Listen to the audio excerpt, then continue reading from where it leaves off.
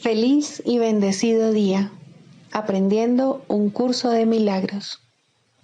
El secreto de la verdadera oración es olvidarte de las cosas que crees necesitar.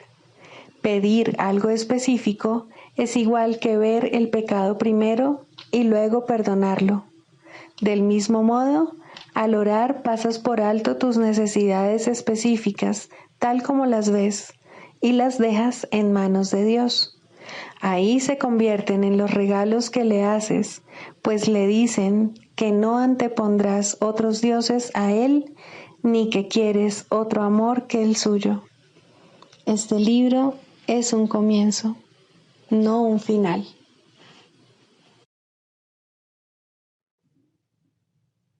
Del prefacio, que postula, párrafo 6. El pecado se define como una falta de amor. Puesto que lo único que existe es el amor, para el Espíritu Santo el pecado no es otra cosa que un error que necesita corrección en vez de algo perverso que merece castigo. Nuestra sensación de ser inadecuados, débiles o de estar incompletos procede del gran valor que le hemos otorgado al principio de la escasez, el cual rige al mundo de las ilusiones. Desde este punto de vista, buscamos en otros lo que consideramos que nos falta a nosotros. Amamos a otro con el objeto de ver qué podemos sacar de él.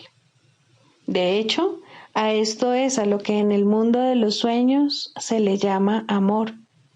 No puede haber mayor error que ese, pues el amor es incapaz de exigir nada.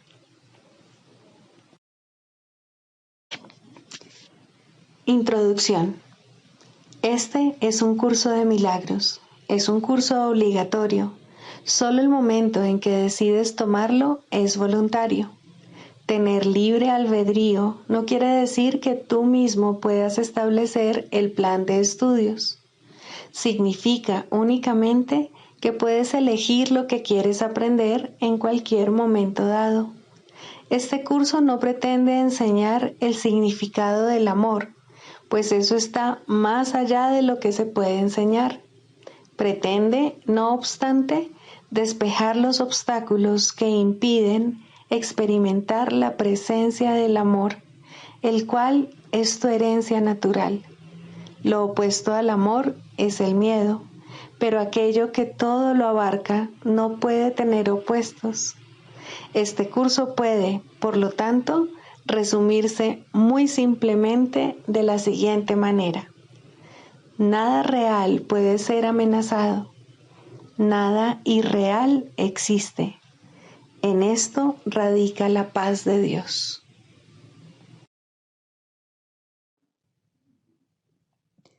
Capítulo 1. El significado de los milagros.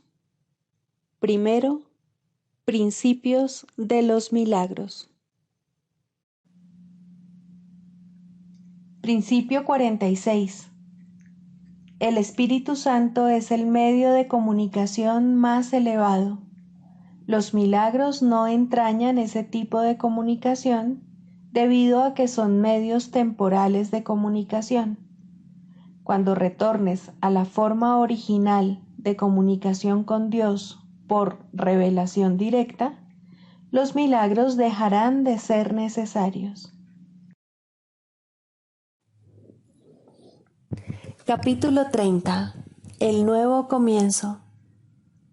Segundo, el libre albedrío. ¿No te das cuenta de que oponerte al Espíritu Santo es luchar contra ti mismo? Él solo te dice lo que es tu voluntad. Él habla por ti. En su divinidad radica la tuya, y del único conocimiento de que Él goza es del tuyo, que ha sido salvaguardado para ti a fin de que puedas hacer tu voluntad a través de Él. Dios te pide que hagas tu voluntad. Él se une a ti, pues no estableció su reino solo, y el cielo mismo, donde todo lo creado es para ti, no representa otra cosa que tu voluntad. Ni una sola chispa de vida fue creada sin tu grato consentimiento, tal como tú quisiste que fuese. Ni uno solo de los pensamientos que Dios jamás haya tenido pudo haber nacido sin tu bendición. Dios no es tu enemigo. Él solo quiere oírte llamarle amigo. Qué maravilloso es hacer tu voluntad, pues eso es libertad. A nada más debería llamársele por ese nombre, a menos que hagas tu voluntad, no serás libre. ¿Y hubiese podido Dios dejar a su Hijo sin lo que éste eligió para sí mismo? Lo único que Dios hizo al darle su perfecta respuesta fue asegurarse de que nunca perdieses tu voluntad. Escúchala ahora, para que te puedas acordar de su amor y conocer tu voluntad. Dios no podría haber permitido que su Hijo fuese un prisionero de aquello que no desea.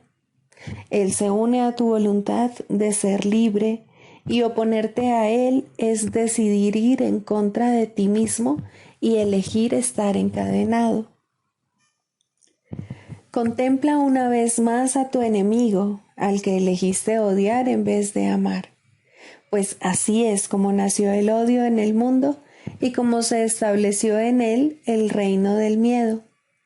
Escucha ahora a Dios hablarte a través de aquel que es su voz, así como la tuya, recordándote que tu voluntad no es odiar ni ser prisionero del miedo, un esclavo de la muerte o una insignificante criatura de escasa vida. Tu voluntad no tiene límites, pues no es tu voluntad que sea limitada. Lo que mora en ti se ha unido a Dios mismo en el nacimiento de toda la creación. Acuérdate de aquel que te creó, quien a través de tu voluntad creó todo. Todo lo creado te está agradecido, pues nació gracias a tu voluntad. Ni una sola luz celestial podría brillar si no fuese por ti, pues fue tu voluntad lo que las ubicó en el cielo.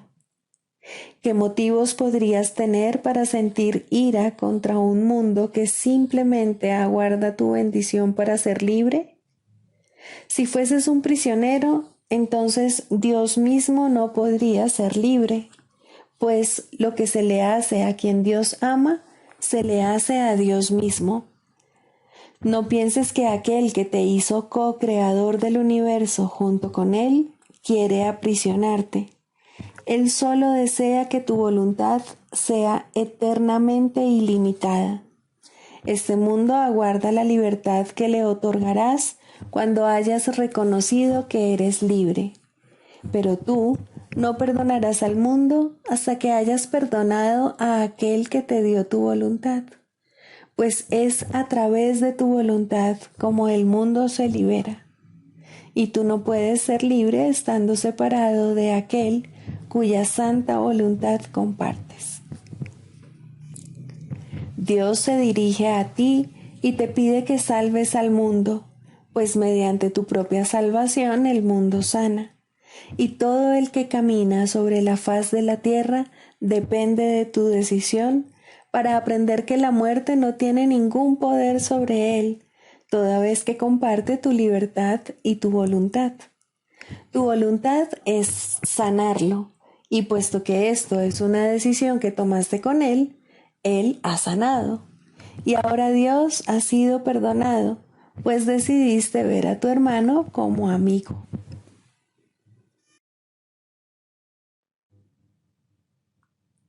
Libro de ejercicios.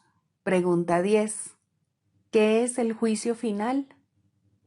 El segundo advenimiento de Cristo le confiere al Hijo de Dios este regalo: poder oír a la voz que habla por Dios, proclamar que lo falso es falso y que lo que es verdad jamás ha cambiado.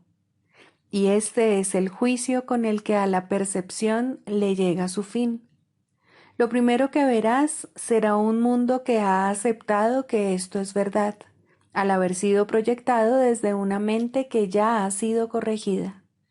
Y con este panorama santo, la percepción imparte una silenciosa bendición y luego desaparece al haber alcanzado su objetivo y cumplido su misión.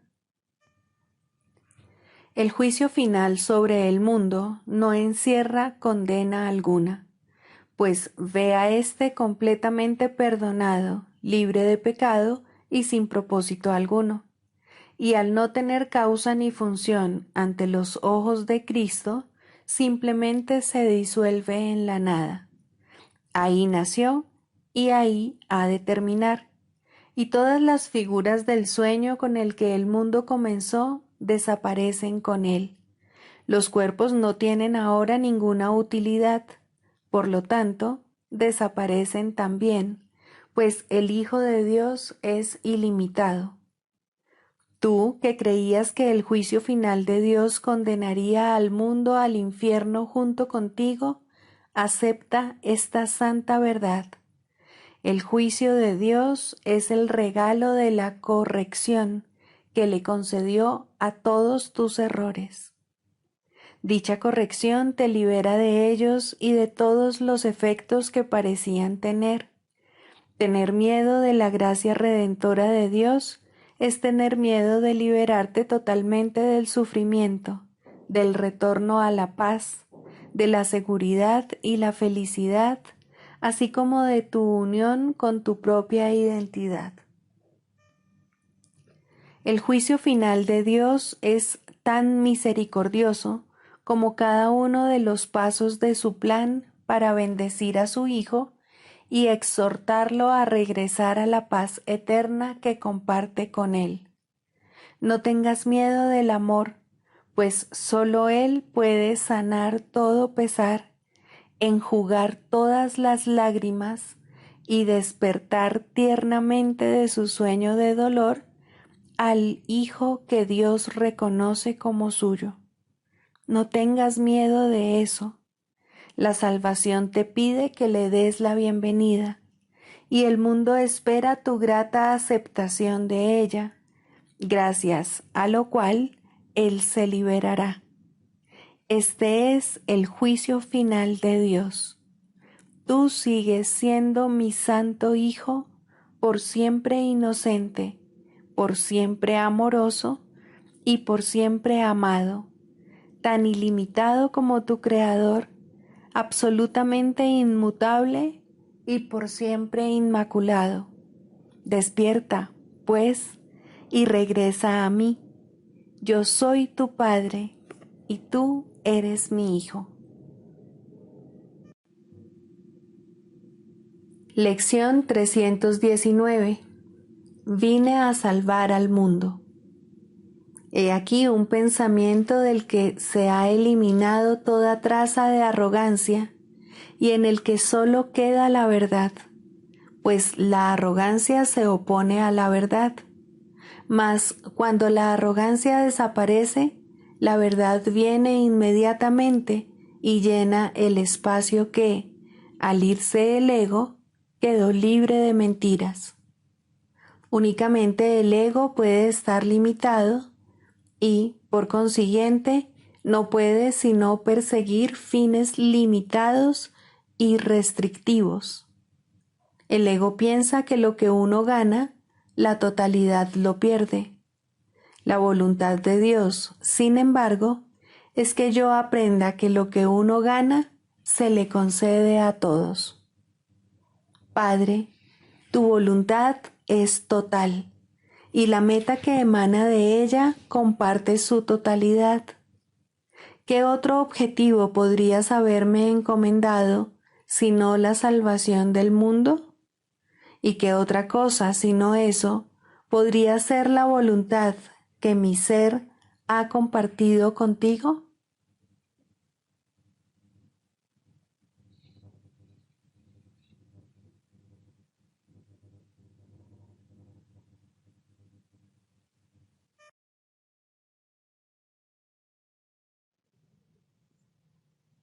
Del Manual para el Maestro, pregunta 4. ¿Cuáles son las características de los maestros de Dios? 5. Júbilo. El júbilo es el resultado inevitable de la mansedumbre. La mansedumbre significa que el miedo es ahora imposible.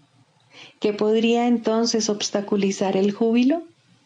Las manos abiertas de la mansedumbre están siempre colmadas. Los mansos no experimentan dolor, no pueden sufrir. ¿Cómo no habrían de ser felices? Están seguros de que son amados y de que, por lo tanto, están a salvo.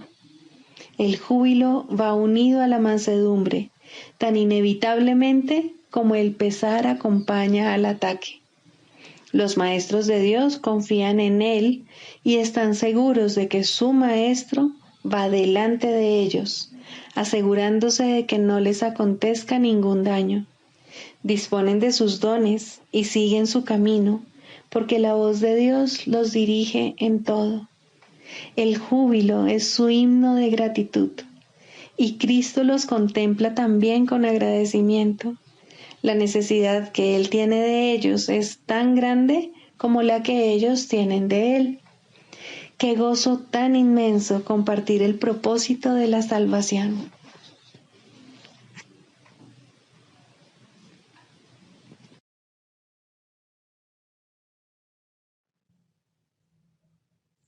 Manual para el maestro, pregunta 15. ¿Será cada uno de nosotros juzgado al final? Por supuesto que sí. Nadie puede escaparse del juicio final de Dios. ¿Quién podría huir para siempre de la verdad? Mas el juicio final no tendrá lugar hasta que deje de asociarse con el temor. Algún día, cada cual le dará la bienvenida, y ese mismo día se le concederá. Oirá su inocencia proclamada por todos los rincones del mundo, y éste quedará liberado al aceptar el juicio final de Dios sobre él. Este es el juicio sobre el que descansa la salvación. Este es el juicio que lo liberará. Este es el juicio mediante el cual todas las cosas serán liberadas junto con él. El tiempo se detiene a medida que la eternidad se aproxima, y el silencio envuelve al mundo para que todos puedan oír este juicio acerca del Hijo de Dios. Santo eres, eterno, libre e íntegro, y te encuentras para siempre en paz en el corazón de Dios. ¿Dónde está el mundo ahora? ¿Y dónde el pesar? Maestro de Dios, ¿es este el juicio que tienes acerca de ti mismo? ¿Crees que es completamente cierto? No, todavía no, todavía no. Mas ese sigue siendo aún tu objetivo, la razón por la que estás aquí. Tu función es prepararte para poder llegar a oír este juicio y reconocer que es verdad. Basta con que lo creas completamente durante un solo instante para que vayas más allá de la creencia a la certeza. Un instante que pases fuera del tiempo puede producir el fin de este. No juzgues, pues solo te juzgas a ti mismo, y así no haces sino demorar el juicio final. Maestro de Dios, ¿cuál es tu juicio acerca del mundo? ¿Has aprendido ya a hacerte a un lado y a oír la voz del juicio dentro de ti? ¿O todavía intentas usurpar su función? Aprende a aquietarte, porque su voz se oye en la quietud, y su juicio les llega a todos los que se hacen a un lado y escuchando calmadamente lo esperan. Tú que a veces estás triste y a veces enfadado, tú que a veces sientes que no se te da lo que te corresponde y que tus mejores esfuerzos se topan con falta de aprecio e incluso desprecio. Abandona esos pensamientos tan necios. Son demasiado nimios e insignificantes como para que sigan ocupando tu santa mente un solo instante más. El juicio de Dios te espera para liberarte. ¿Qué puede ofrecerte el mundo, independientemente de cómo juzgues sus regalos, que tú prefirieses tener? Serás juzgado y juzgado con equidad y honestidad. Dios no conoce el engaño. Sus promesas son seguras. Recuerda solo eso. Sus promesas garantizan su juicio y solo éste será aceptado al final. Tu función es hacer que este final llegue cuanto antes. Tu función es mantener su juicio en tu corazón y ofrecérselo a todo el mundo para así mantenerlo a salvo.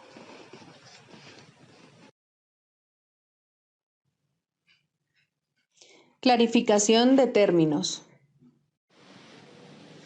El canto de la oración. 2. El perdón. Introducción. El perdón da alas a la oración para que su ascenso sea fácil y su progreso veloz. Sin su fuerte apoyo sería inútil tratar de ir más allá del primer peldaño de la oración o incluso intentar ascender. El perdón es el aliado de la oración, su hermano en el plan para tu salvación.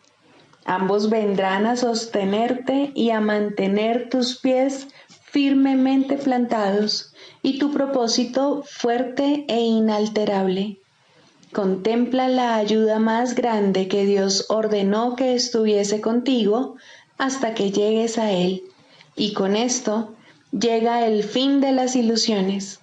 A diferencia de la naturaleza intemporal de su hermana, la oración, el perdón tiene un final, pues se vuelve innecesario cuando el ascenso se completa.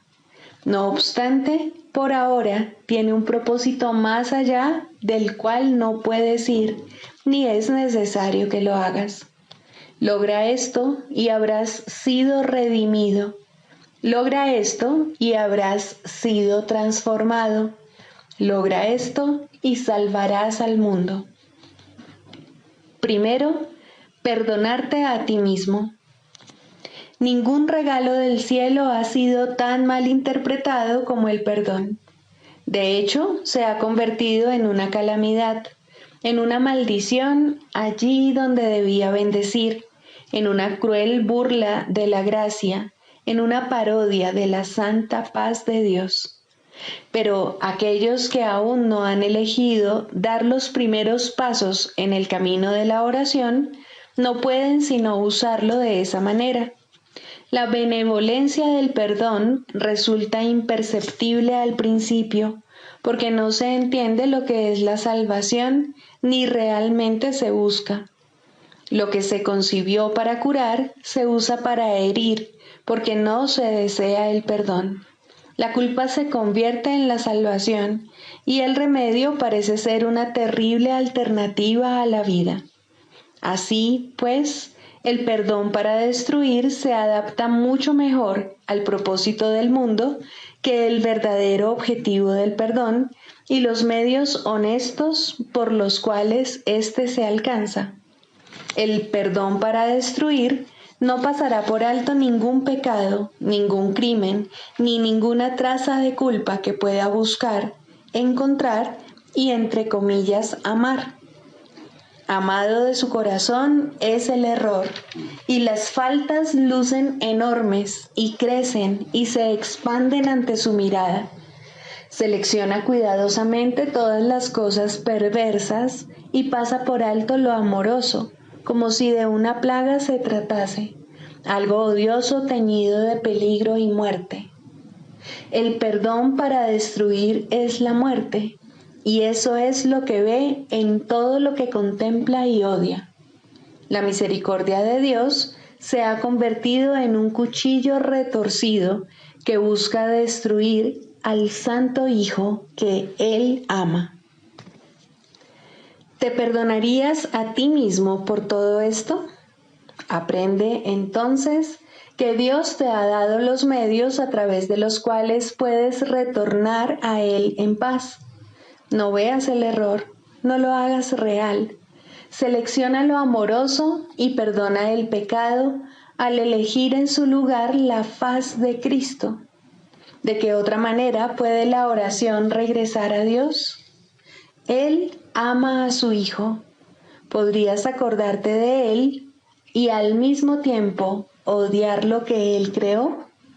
Odiarás al Padre si odias al Hijo que Él ama. Pues tal como veas al Hijo, así te verás a ti mismo, y tal como te veas a ti mismo, así será Dios para ti. De la misma manera en que siempre oras por ti, del mismo modo es a ti al que siempre se le concede el perdón. Es imposible perdonar a otro, pues son únicamente tus pecados lo que ves en él. Quieres verlos en él y no en ti. Por eso es por lo que perdonar a otro es una ilusión. Sin embargo, es el único sueño feliz en todo el mundo, el único que no conduce a la muerte. Solo en otro puedes perdonarte a ti mismo, pues le has hecho culpable de tus pecados y ahora tienes que encontrar tu inocencia en él. ¿Quién sino el pecador necesita que se le perdone? Jamás pienses que puedes ver pecado en nadie excepto en ti mismo. Este es el gran engaño del mundo, y tú, el que más se engaña a sí mismo. Siempre parece que el malvado es otro, y como resultado de su pecado, tú eres el perjudicado. ¿Sería posible la liberación si esto fuese cierto? Pues en tal caso serías el esclavo de todos, ya que lo que cualquiera de ellos hiciese dictaría tu destino, tus sentimientos, tu desesperación o esperanza, tu desdicha o alegría.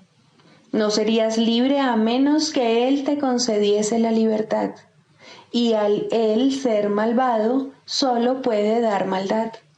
No puedes ver sus pecados sin ver los tuyos, mas puedes liberarlo y liberarte a ti mismo. El perdón, verdaderamente concedido, es el camino en el cual se encuentra tu única esperanza de libertad. Otros cometerán errores al igual que tú, mientras esta parodia de mundo parezca ser tu hogar. No obstante, Dios mismo dio a todos sus hijos un remedio para todas las ilusiones que creen ver. La visión de Cristo no utiliza tus ojos, pero tú puedes mirar a través de los suyos y aprender a ver como Él. Los errores no son sino diminutas sombras que desaparecen fugazmente y que solo por un instante parecen ocultar la faz de Cristo, que continúa inmutable tras todas ellas. Su constancia permanece en tranquilo silencio y perfecta paz. Él no sabe de sombras. Suyos son los ojos que ven, más allá del error, al Cristo en ti. Pide entonces su ayuda y pregúntale cómo aprender lo que es el perdón, tal como su visión lo ve. Tienes necesidad de lo que Él da, y tu salvación depende de lo que aprendas. La oración no es libre para llegar hasta el cielo, mientras el perdón para destruir permanezca contigo. La misericordia de Dios eliminará de tu santa mente esta manera de pensar mordaz y venenosa. Cristo te ha perdonado y en su visión el mundo se torna tan santo como Él. Quien no ve maldad en el mundo, ve como Él, pues lo que Él ha perdonado no ha pecado y así ya no hay más culpa. El plan de la salvación se ha cumplido y la cordura ha llegado. El perdón es la llamada a la cordura, pues ¿quién sino un demente se fijaría en el pecado cuando en su lugar puede ver la faz de Cristo? Esta es la elección que tienes ante ti, la más simple y sin embargo la única que puedes hacer. Dios te pide que salves a su Hijo de la muerte, ofreciéndole el amor de Cristo. Esta es tu necesidad y Dios te ofrece este regalo. Tal como Él da, así tienes que dar tú también. Y de este modo, la oración se restituye a lo amorfo, más allá de todo límite a la intemporalidad, sin nada del pasado que le impida volver a unirse al perenne canto que toda la creación le entona a su Dios. Mas para alcanzar este fin, y antes de llegar allí donde el aprendizaje ya no tiene objeto, debes primero aprender. El perdón es la llave, mas ¿quién puede usar una llave cuando no sabe dónde está la puerta para la que se hizo y para la que solamente sirve? Por lo tanto, tenemos que hacer una clara distinción, de modo que la oración pueda ser liberada de la oscuridad y llegar a la luz. El papel del perdón debe invertirse y limpiarse de todo uso malvado y de las metas de odio para las que se ha empleado. El perdón para destruir debe ponerse al descubierto en toda su perfidia y luego abandonarse para siempre. No debe quedar ni el más mínimo vestigio de él si el plan que Dios estableció para tu retorno ha de lograrse al fin y el aprendizaje concluir. Este es el mundo de los opuestos y tienes que elegir entre ellos a cada instante mientras el mundo siga siendo real para ti. No obstante, debes aprender cuáles son las alternativas que verdaderamente tienes, o no serás capaz de lograr tu libertad. Deja, pues, que te resulte claro lo que el perdón en realidad significa para ti, y aprende lo que debería hacer para hacerte libre. El nivel de tu oración depende de ello, pues aquí espera por su libertad para elevarse del mundo del caos y llegar a la paz.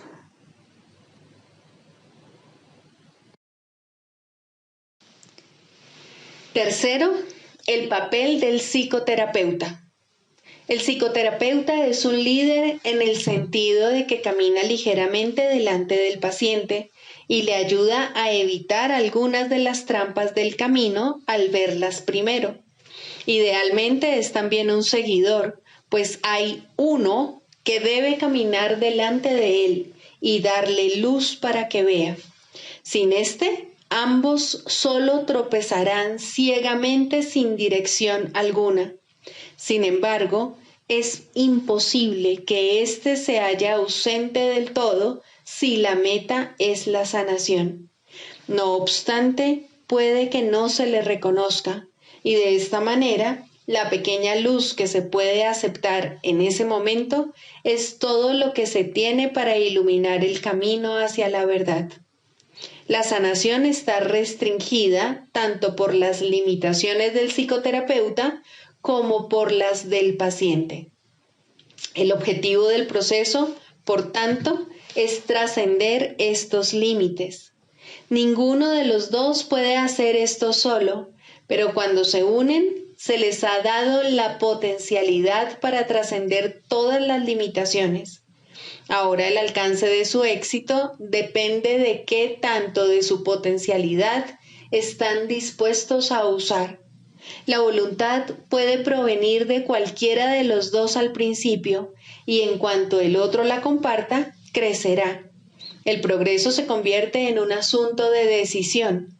Puede alcanzar casi hasta el cielo o no alejarse del infierno más que un paso o dos. Es muy posible que la psicoterapia parezca fracasar. Incluso es posible que el resultado parezca un retroceso, pero al final tiene que haber algún éxito. Uno pide ayuda, otro escucha y trata de responder en forma de ayuda. Esta es la fórmula de la salvación y tiene que sanar.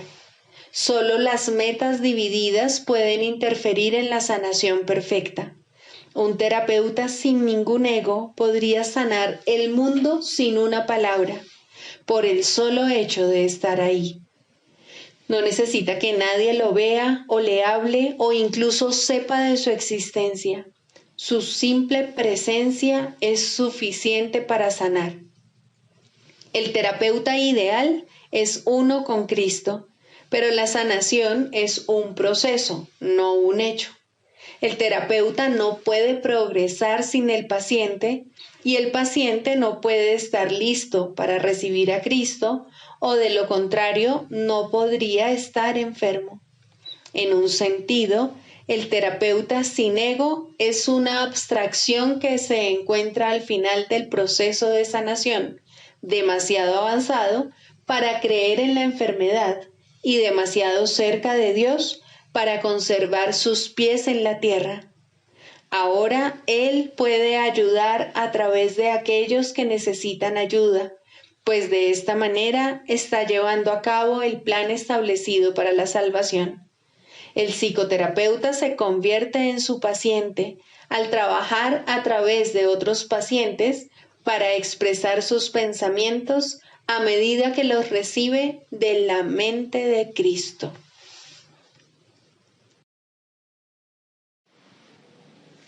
El canto de la oración. 2. El perdón. Introducción.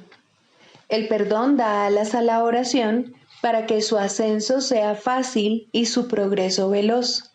Sin su fuerte apoyo sería inútil tratar de ir más allá del primer peldaño de la oración o incluso intentar ascender. El perdón es el aliado de la oración, su hermano en el plan para tu salvación. Ambos vendrán a sostenerte y a mantener tus pies firmemente plantados y tu propósito fuerte e inalterable. Contempla la ayuda más grande que Dios ordenó que estuviese contigo hasta que llegues a Él, y con esto llega el fin de las ilusiones. A diferencia de la naturaleza intemporal de su hermana, la oración, el perdón tiene un final, pues se vuelve innecesario cuando el ascenso se completa. No obstante, por ahora tiene un propósito más allá del cual no puedes ir, ni es necesario que lo hagas. Logra esto y habrás sido redimido. Logra esto y habrás sido transformado. Logra esto y salvarás al mundo. Primero, perdonarte a ti mismo. Ningún regalo del cielo ha sido tan mal interpretado como el perdón. De hecho, se ha convertido en una calamidad, en una maldición allí donde debía bendecir, en una cruel burla de la gracia, en una parodia de la santa paz de Dios. Pero aquellos que aún no han elegido dar los primeros pasos en el camino de la oración, no pueden sino usarlo de esa manera. La benevolencia del perdón resulta imperceptible al principio, porque no se entiende lo que es la salvación ni realmente se busca. Lo que se concibió para curar se usa para herir, porque no se desea el perdón. La culpa se convierte en la salvación y el remedio parece ser una terrible alternativa a la vida. Así, pues, El perdón para destruir se adapta mucho mejor al propósito del mundo que el verdadero objetivo del perdón y los medios honestos por los cuales éste se alcanza. El perdón para destruir no pasará por alto ningún pecado, ningún crimen, ni ninguna traza de culpa que pueda buscar, encontrar y, entre comillas, amar. Amado de su corazón es el error, y las faltas lucen enormes y crecen y se expanden ante su mirada. Selecciona cuidadosamente todas las cosas perversas y pasa por alto lo amoroso, como si de una plaga se tratase, algo odioso teñido de peligro y muerte.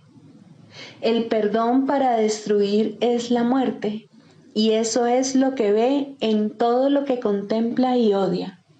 La misericordia de Dios se ha convertido en un cuchillo retorcido que busca destruir al Santo Hijo que Él ama. ¿Te perdonarías a ti mismo por todo esto? Aprende entonces que Dios te ha dado los medios a través de los cuales puedes retornar a Él en paz. No veas el error, no lo hagas real. Selecciona lo amoroso y perdona el pecado al elegir en su lugar la faz de Cristo. ¿De qué otra manera puede la oración regresar a Dios? Él ama a su Hijo. ¿Podrías acordarte de Él y al mismo tiempo odiar lo que Él creó? Odiarás al Padre si odias al Hijo que Él ama.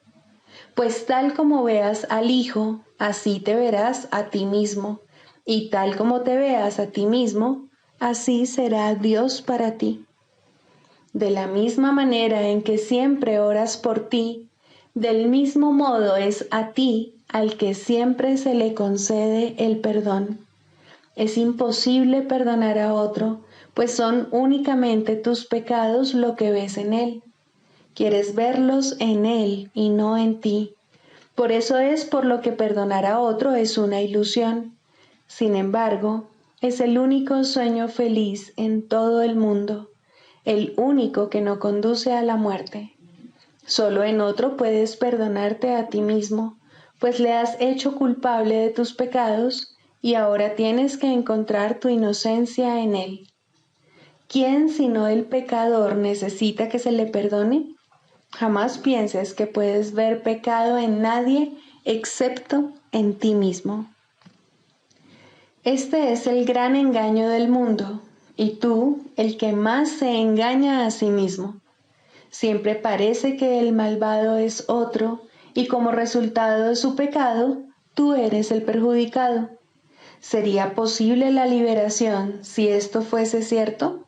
Pues en tal caso serías el esclavo de todos, ya que lo que cualquiera de ellos hiciese dictaría tu destino, tus sentimientos, tu desesperación o esperanza, tu desdicha o alegría.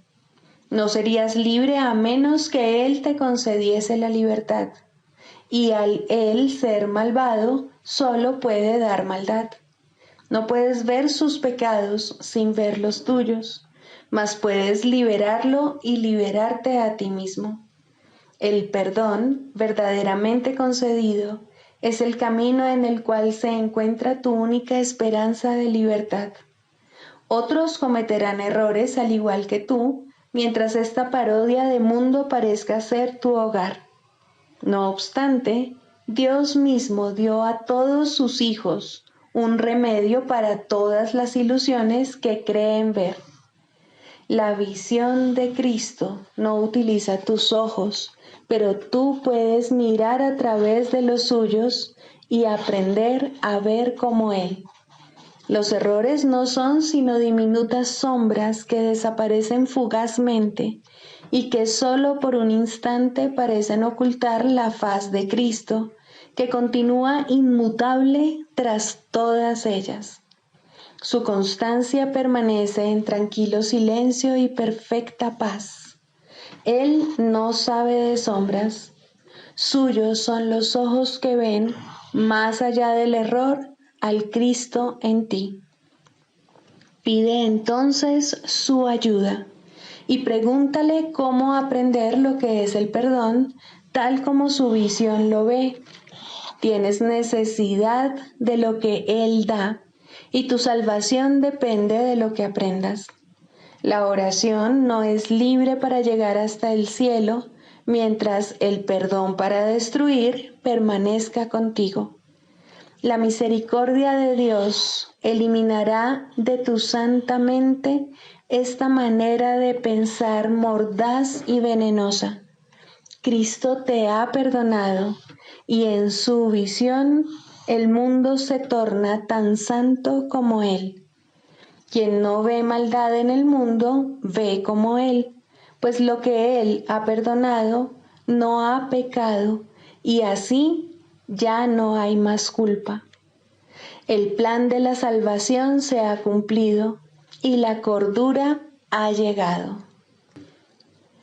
El perdón es la llamada a la cordura, pues ¿quién sino un demente se fijaría en el pecado cuando en su lugar puede ver la faz de Cristo?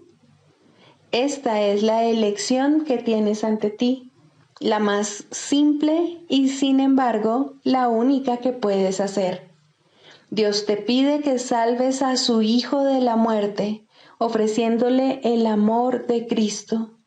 Esta es tu necesidad y Dios te ofrece este regalo. Tal como Él da, así tienes que dar tú también.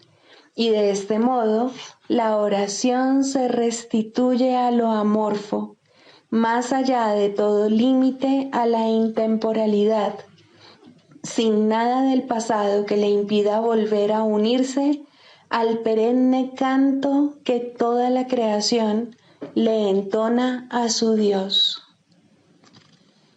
Mas para alcanzar este fin, y antes de llegar allí donde el aprendizaje ya no tiene objeto, debes primero aprender. El perdón es la llave, mas ¿quién puede usar una llave cuando no sabe dónde está la puerta para la que se hizo y para la que solamente sirve? Por lo tanto, tenemos que hacer una clara distinción, de modo que la oración pueda ser liberada de la oscuridad y llegar a la luz. El papel del perdón debe invertirse y limpiarse de todo uso malvado y de las metas de odio para las que se ha empleado. El perdón para destruir debe ponerse al descubierto en toda su perfidia y luego abandonarse para siempre. No debe quedar ni el más mínimo vestigio de él si el plan que Dios estableció para tu retorno ha de lograrse al fin y el aprendizaje concluir. Este es el mundo de los opuestos y tienes que elegir entre ellos a cada instante mientras el mundo siga siendo real para ti. No obstante, debes aprender cuáles son las alternativas que verdaderamente tienes, o no serás capaz de lograr tu libertad. Deja, pues, que te resulte claro lo que el perdón en realidad significa para ti, y aprende lo que debería hacer para hacerte libre. El nivel de tu oración depende de ello, pues aquí espera por su libertad para elevarse del mundo del caos y llegar a la paz.